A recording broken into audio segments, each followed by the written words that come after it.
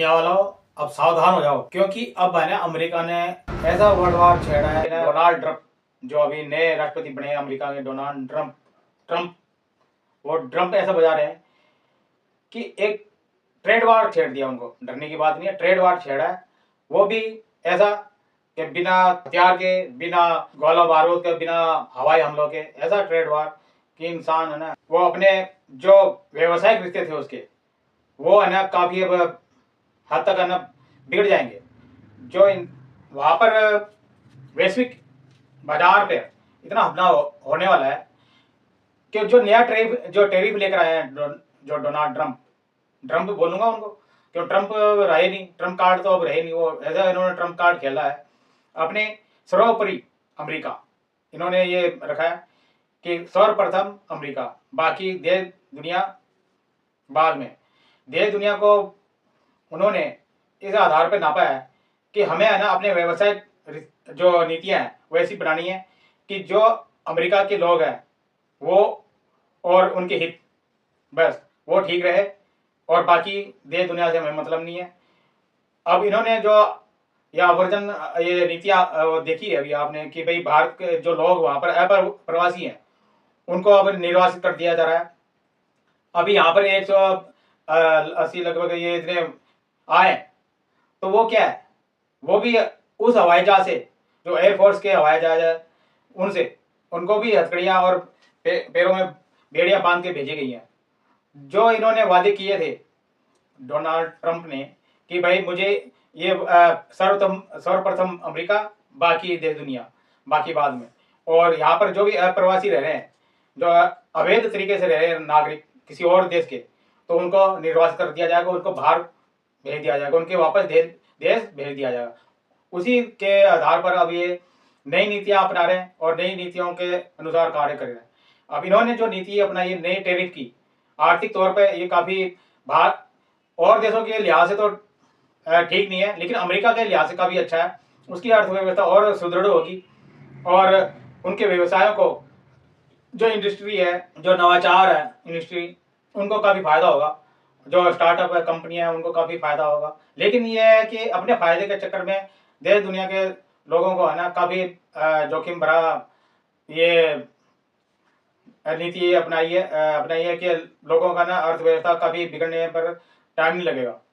ऐसी क्या नीति है कि ये जो ऐसे क्यों कर रहे हैं भाई? ये पहले भी इन्होंने जो चुनाव जीता था पहले, तभी इसी आधार पर जीता था।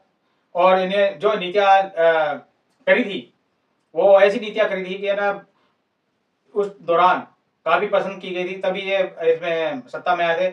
लेकिन जो फिर नीतियां ऐसी बिगड़ी थी, यहाँ तक कि जो कोर्ट में है ना, जो फेडरल कोर्ट है इनकी, जो सर्वोच्च कोर्ट है यहाँ, जैसे कि अपने भारत में सुप्रीम कोर्ट है, वैसे वहां पर फेडरल कोर्ट है। तो फिर उन्होंने कई आदेश इसके ट्रंप के निरस्त कर दिए थे। ऐसे ही फिर ये अब इन दिनों पहले भी इन्होंने एक दो आदेश दिए थे, तो उनको निरस्त कर दिए थे कोर्ट ने, वो माने नहीं है।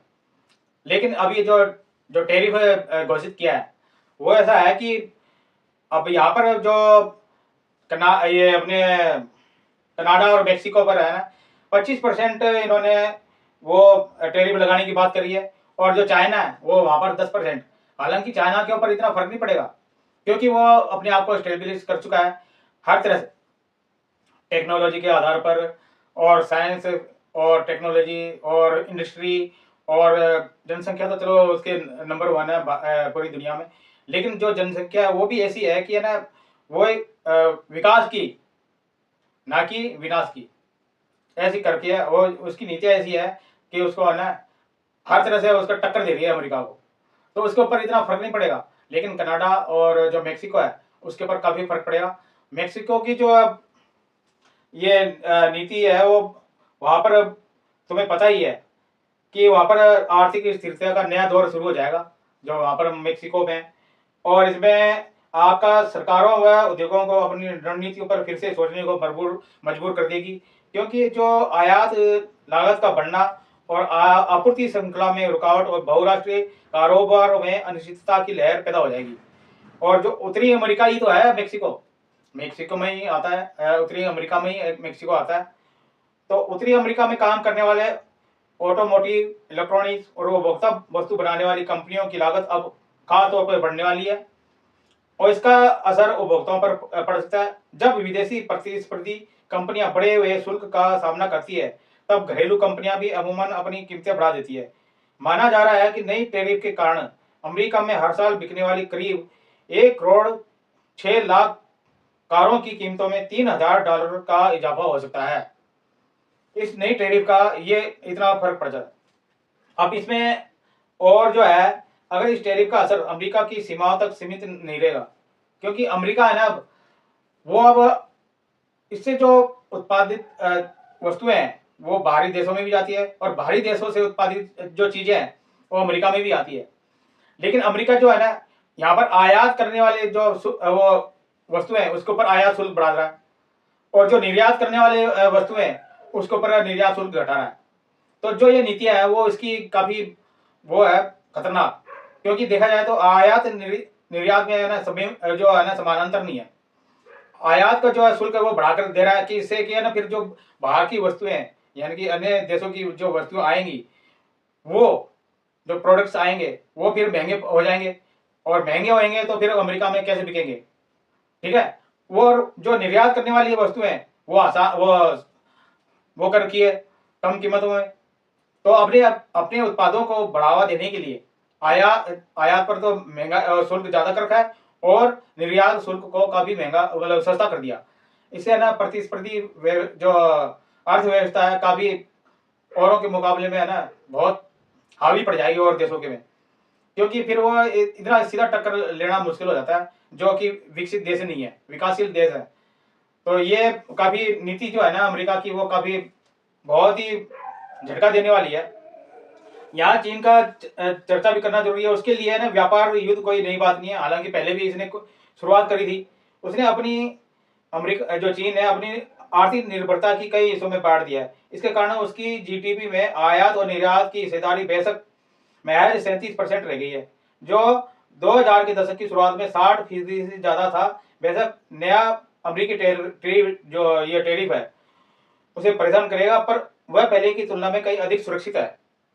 जो मैंने शुरुआत में कही थी बात, ये बात अभी लागू हो रही है।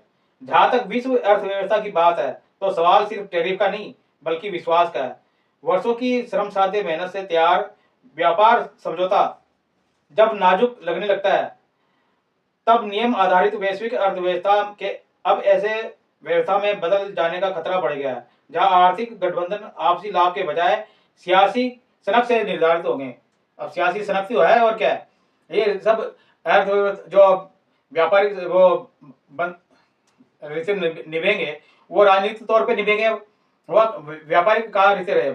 जब राजनीतिक तौर पर हर किसी चीज को देखी जाती है, इंसान देखता है तो फिर वो राजनीतिक तौर पर ही अपना लाभ देखता है, फिर वहां पर ही व्यापारिक लाभ देखा जाता है आर्थिक तौर पर। फिर सामाजिक तौर पर भी है ना फिर वही बातें हो जाती है लागू। तो ये काफी चिंता का विषय है। पर भारत के लिए अब देखते हैं कि क्या भारत के लिए भी क्या हो सकता है। तो भारत के लिए देखा जाए तो इसमें इतनी बड़ी वो नहीं है, क्योंकि यहाँ पर जो मेक्सिको कनाडा के विपरीत हम इसका जो हमारा इसका जो तीनों के ऊपर जो टैरिफ लागू किया गया है फिलहाल, और ग्रीनलैंड को तो ये हड़पाना चाह रहा है जो अमेरिका है ट्रम्प। इसकी भी अलग कहानी है, इसकी अलग वीडियो बनाएंगे। अब इसमें यह है कि जो हम पर इसका तत्काल असर तो नहीं पड़ेगा। अमेरिकी व्यापार घाटे में 9वें सबसे बड़े योगदानकर्ता के रूप में भारत भी ट्रम्प के रडार पर है, ठीक है। अमेरिका भारत का सबसे बड़ा व्यापारिक साझेदार है और हमारा आपसी कारोबार वित्त वर्ष 2024 में 77.5 अरब डॉलर तक पहुंच चुका है, जबकि 35 अरब डॉलर का ट्रेड सरप्लस भारत के पक्ष में है। जिन महत्वपूर्ण क्षेत्रों में बदलाव देखने को मिल सकते हैं वे है कपड़ा, वित्त वर्ष 2024 में 10 अरब डॉलर का कारोबार, इंजीनियरिंग में 17.6 अरब डॉलर का और इलेक्ट्रॉनिक्स में 10 अरब डॉलर का, और फार्मास्यूटिकल्स जो प्रोडक्ट्स होते हैं उसमें 8.7 अरब डॉलर का कारोबार है। हालांकि ये बदलाव भी इस पर निर्भर करेंगे कि टैरिफ युद्ध के जवाब में वैश्विक व्यापार क्या रूप लेता है। वैसे हमारे लिए ये अवसर भी है। यदि चीन को अमेरिकी बाजार में रोका जाता है तो उसकी जगह भरने के में भारतीय निर्यातक कदम बढ़ा सकते हैं। जिसमें है इलेक्ट्रॉनिक्स और कपड़ा, ऐसे उद्योग है कि जो जिसमें भारतीय है ना अर्थव्यवस्था काफ़ी अच्छी है। जापान भी इलेक्ट्रॉनिक्स मामले में तो काफ़ी सुदृढ़ है। जो दक्षिण कोरिया है वो भी, उनकी जो कंपनियां हैं सैमसंग और काफ़ी अच्छी प्रदर्शन करती है और उनमें टेक्नोलॉजी की तो भरमार है, वाकई उच्च कोटि की टेक्नोलॉजी है जो 21वीं सदी से भी ऊपर जा रही है।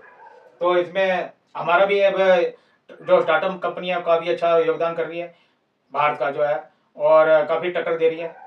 तो अब वैश्विक जो तनाव बढ़ने के बावजूद भारत के आम बजट में सीमा शुल्क की औसत दर 11.65% से घटाकर 10.66% कर दी गई है। अब इसमें ये सोचने देखो, सीमा शुल्क जो है ना वो घटा दिया गया है। सीमा शुल्क जो घटा दिया गया है, अब आयात निर्यात के ऊपर काफी फर्क पड़ेगा इससे। तो इसमें भी ये देखा जाएगा, जिससे विश्व व्यापार में सकारात्मक संदेश जाएगा। इससे आपसी विश्वास पर आधारित भारत अमेरिकी व्यापारिक रिश्ते के तौर पर मजबूत होने की उम्मीद है। अब इसमें जो है ना, अब ये जो नया टैरिफ आया है, अब इसमें और जो क्या इजाफा होता है और क्या नई बातें आती है उभर के, वो अब आने वाले समय में पता लगेगा कि अमेरिका और क्या चाह रहा है, ट्रम्प महाराज और क्या चाह रहे हैं।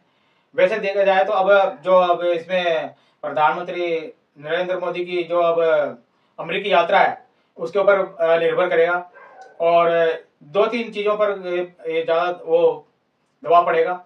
एक तो ये टैरिफ के ऊपर, जो वैश्विक टैरिफ ये अपना रहे हैं ट्रम्प साहब, उसके ऊपर बातचीत होगी। और एक जो अप्रवासी भारतीय हैं, यानी कि जो वहाँ पर अवैध रूप से भारतीय रह रहे हैं, करीब 6 लाख के लगभग ज़्यादा लगभग हैं भारतीय। हालांकि वो सभी को तो नहीं बाहर करेगा, अगर सबको बाहर कर देगा तो इसकी तो फिर मिट्टी पिली तो जाएगी अमेरिका की।